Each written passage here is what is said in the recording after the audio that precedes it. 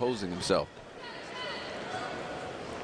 The most points OD has ever scored in a game here at Oregon is 12. 5 assists, tied his career high. A lot of basketball left to be played, and that's one of the reasons why we talked about that plus minus that he brings to the floor.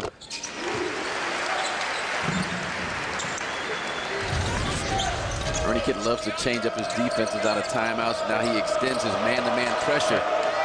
I'll tell you what else is interesting, Marcus. Out of the timeout, no Tajuan Porter. Yeah. Got the Cameron Brown, Eric Sim on the floor at the guard spot. Good time to give Tajuan Porter a bit of a rest here. Pullen did not look to shoot there at all. He went right to Ron Anderson. And Anderson delivers. Anderson's displaying some nifty footwork inside. Good back to the basket, step through move by the son of Ron Anderson Sr. And a mishandle there. Josh Criddle. But again, turns it over. Yeah, well, it's going to go to Criddle, but Cameron Brown, you know, just not a good decision on that pass.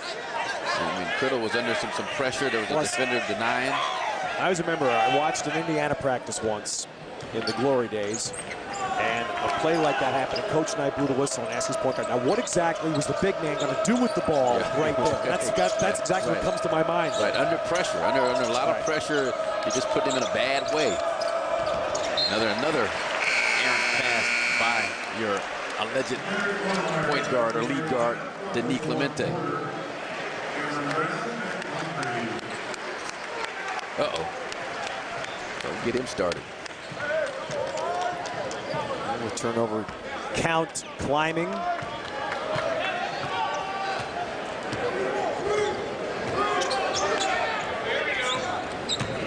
Porter back in the game. And Sim takes it himself. Oregon back well. Yeah, beautiful job. Spreading back in transition. Garrett Sim shot the shot, then got ahead of Denis Clemente, one of the fastest guys in college basketball. So that gives you an idea of his effort on that defensive transition play. Pullen, acrobatic play. Is it wiped out? Yes, it is. Charge on Pullen. Who was that taking the offensive foul? Churchill Odia. That's why he's good thing he hit on the flak jacket. As Pullen going to turn the corner on the play. There's Church coming from the weak side, taking the hit right in the rib cage. Boom. Oh. That's a tough one, too. That's a knee right on that flat. Right on the flat. Good thing he had it on. But, again, stops 2 points, gets his team another possession. 3 personals on Jacob Pullen. Porter deep. And Pullen has got to get out on him. Steal. 8th turnover for Pullen. Longmire can't finish. Longmire avoided contact. Should, at the very least, gotten to the free throw line. Tried about 3 or 4 different moves to avoid contact. Go ahead, take the hit. Frank Martin and K-State will take a timeout. Speaking of taking the hit, if you're Jacob Pullen, you better steer clear of Frank Martin. All right, so a timeout here with Oregon up 7, 1 shy of their biggest lead here in the second half. Well, when was the last time you saw this? We're so used to seeing runners who, from Africa, dominate running events. This is the NCAA 10K cross-country championship, and Galen Rupp blows by Samuel Chalanga of Liberty. And by winning this race, Galen Rupp, the individual NCAA champion, and clinched the team title for the Oregon Ducks for the 2nd straight season. The Oregon women finished 2nd in the country for the 2nd straight year. Galen Rupp's like, I got kicks. I got finishing kicks. No kidding. We're watching that for that New York Marathon in a couple of years from Galen. And there's Vin Lanano, who had a long and successful career at Stanford, and now has done the same here at Oregon in cross country, in a place, of course, where running is a sacred sport.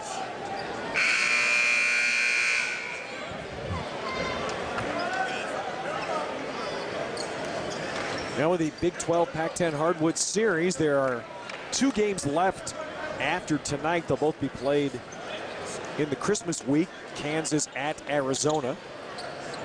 and Texas Tech at Stanford. We'll have both of those games for you here. And because of the uneven number of teams, Arizona and Stanford both playing twice. Now for K-State, Jacob Pullen, because of that turnover and that lack of defensive effort on Tajuan Porter, gets taken out of the game. And the energy guys, Awaji and Merriweather, back on the floor.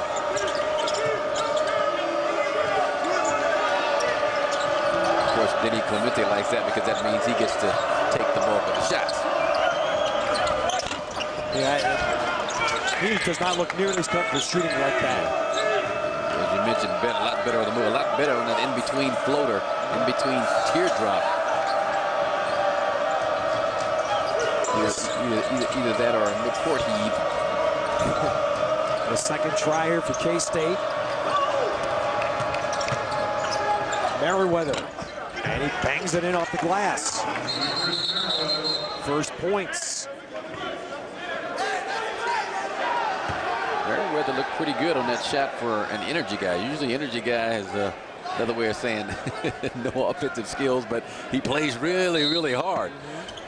So I was surprised when he was able to bang that one in off the backboard.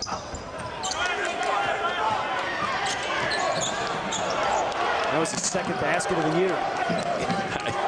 Energy guy. Here he is defending Tajuan Porter. Unlike Jacob Pullen, he is shadowing him, not letting him have any breathing room, and as a result, forces a turnover. Yes, exactly. Drew Wiley thought Porter was going to continue the backdoor cut.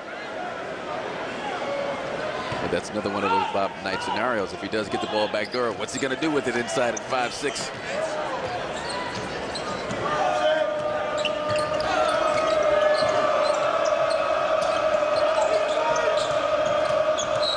Block there on Wiley.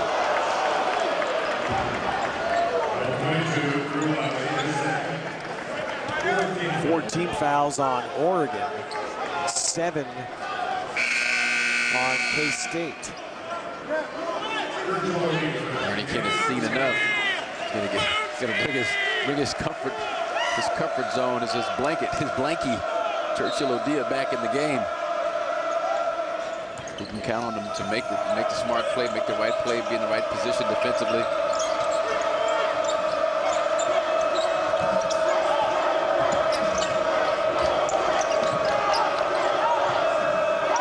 Under 8 minutes now. Clemente put the ball down. I think it hit Sim's shoe.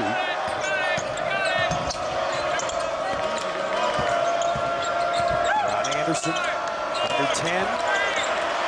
Tough shot, he made it.